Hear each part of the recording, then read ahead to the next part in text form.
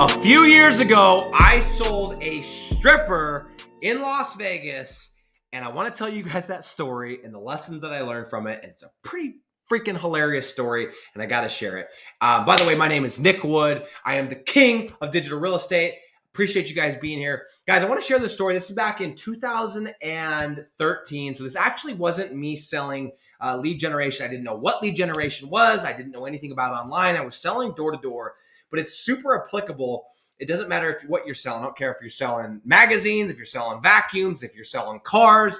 Doesn't matter. Listen to this story. For anyone that's done any kind of sales, you're going to appreciate it, number one, but also I'm going to share some lessons with you in it.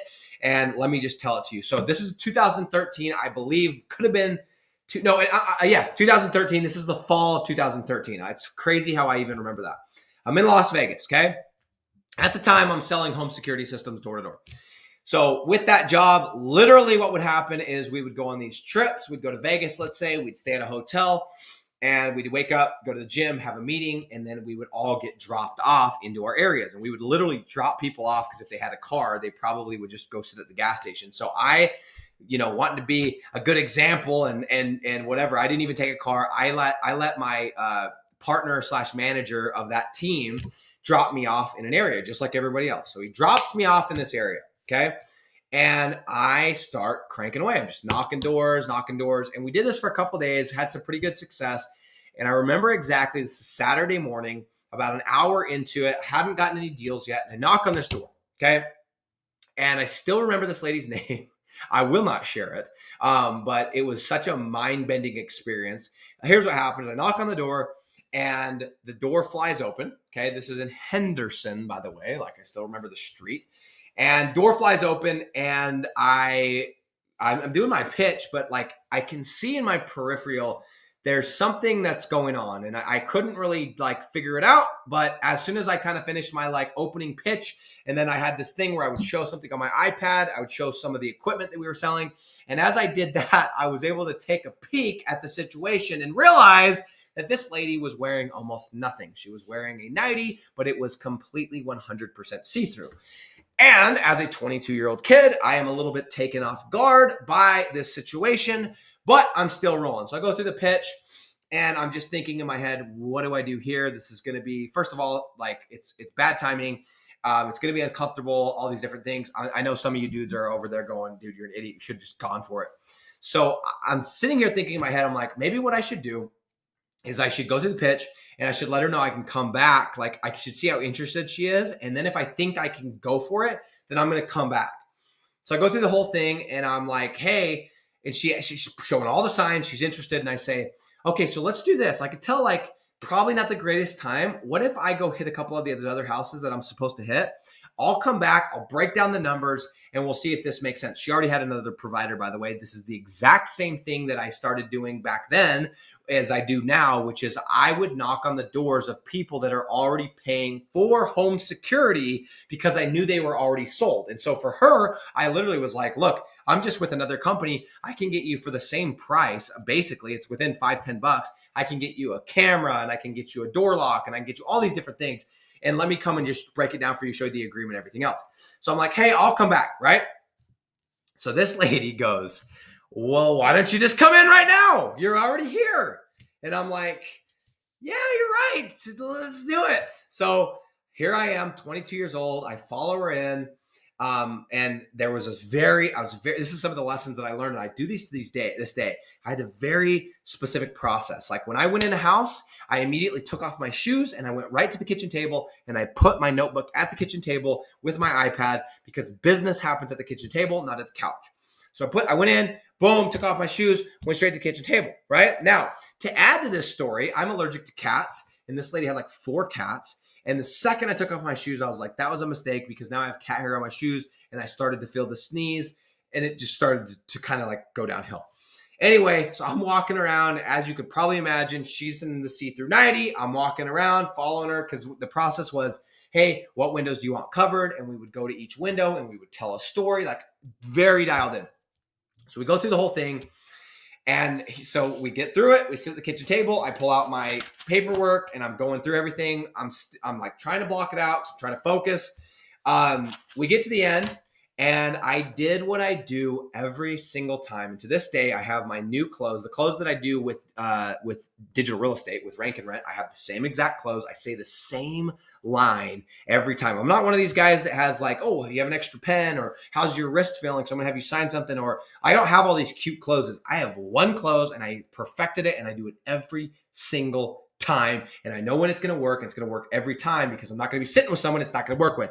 Anyway, when I was doing that, I had my little clothes. What I would do is I had these cards, and it was called a qualification card. And in order for me to get them in the system, we had to run their credit. In order to run their credit, I needed some information. So what I would do is I would go like this. I'd go, okay, whatever, ma'am, sir, sounds good. Am I missing anything? You know, it's X amount per month, and I'm going to give you this. Did I miss anything? And they say, no. I go, okay, great. All I got to do is to get you started, is have you fill this thing out and get you going. And I would take the card, I would slide it right across the table. Whoop. Okay, just slide it. And they would take the card, and I would sit and wait. And they would look at it, and they'd go, sometimes they go, what's this? I'm like, yeah, I just need a little bit of information. We can get you going. And it was crazy, because I swear to you, like 8 out of 10 times, they would go, and I'd slide them a pen with it too. They take the pen, and just like Jimmy Fallon, they would just start writing down their information. And I would just assume the shit out of it. I wouldn't even ask questions, right? Now, sometimes they'd go and be like, well, I don't know if I want to do this. I'm like, oh, sorry. Everyone I sit down with wants to do this. Like, what questions do you have, right? And I would dig into it, whatever. But I would just assume the sale. So I do the exact same thing like I do every time, whether you're wearing clothes or not. I'm doing the same exact thing. Slide the card to her. She doesn't say a word. She doesn't ask a question. She doesn't do anything. Fills that thing out. And I'm thinking, man, it's too good to be true. Because a lot of times when people are so on board with no objections, usually it means they don't have credit, or they're not qualified, or something's up. It's kind of weird. And everything's feeling weird at this point. So I'm like, dude, I just got to get out of this house. I'm just feeling like I need to sneeze and allergic, and it's just weird. Anyway, she fills it out. I call in, and she passes credit with flying colors. I give her the contract, and we do the freaking deal. Just one of the easiest deals I ever did in the 4 years that I did this thing. Right now, and I will tell you, guys, nothing happened.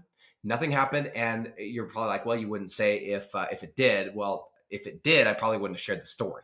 I walk out of the house, and I do remember, because again, I'm 22 years old, guys. Like I don't even know what's going on. I remember like getting out of the house, I got the deal. And I grabbed my paperwork, and I just had to do like a couple laps. And I was like, what just happened? What just happened? Like, that was crazy.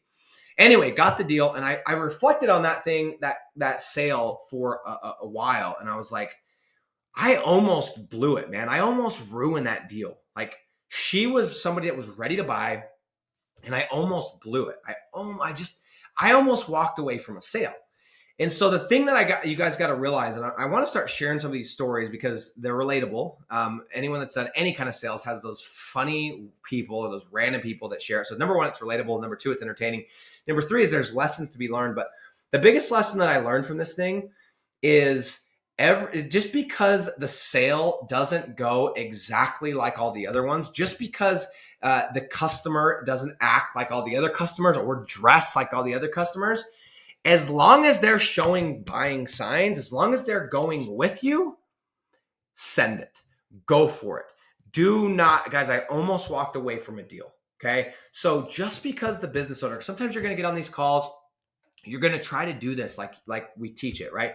You're going to try to get on, you're going to try to do all the different steps, and you're going to try and do a live transfer, and it's not going to work, or that you're going to try to get on a Zoom close and they're not going to have Zoom, and they're showing all the signs, and you're going to try your best to follow your process exactly, because that process is the recipe for success. But there are going to be times, there are going to be situations like with this lady where it was anything but normal. It was anything but normal. That entire sale was so weird, right? And I almost gave it up. But she was showing the buying signs. She was saying the right things. She was literally inviting me to come and show her the price. And I almost walked away from it. How many times have you guys, yes, we want to stick to our process, but how many times have you been so rigid that you walk away from sales, right? They're saying the right things, but you're just like, man, that person, whatever, they're just acting different than everyone else has. Yeah, sometimes that means something's up, but sometimes that you just go for it. So my opinion with any sale is if they're showing the buying signs and they're going with you through the process, I send it. I don't care what the situation is. I don't care if things are a little bit off, if I can't do a Zoom call, if they're whatever, right? Like I try my best to control all the elements and follow the process to a T. But at the end of the day, you're going to close far more deals by sending it than trying to have the perfect environment, the perfect situation, the perfect, hey, go get dressed and come. She was ready. She was in the mood. Who knows if I would have left, she got ready, she went back out for the night, whatever. That was the moment she was ready. I almost lost it, but I went in, I got the deal. And from then I'm like, I'm just going to go for it right now. Obviously, if I feel like I'm in danger or it's something like that, it's really suspicious, I'm not going to do it.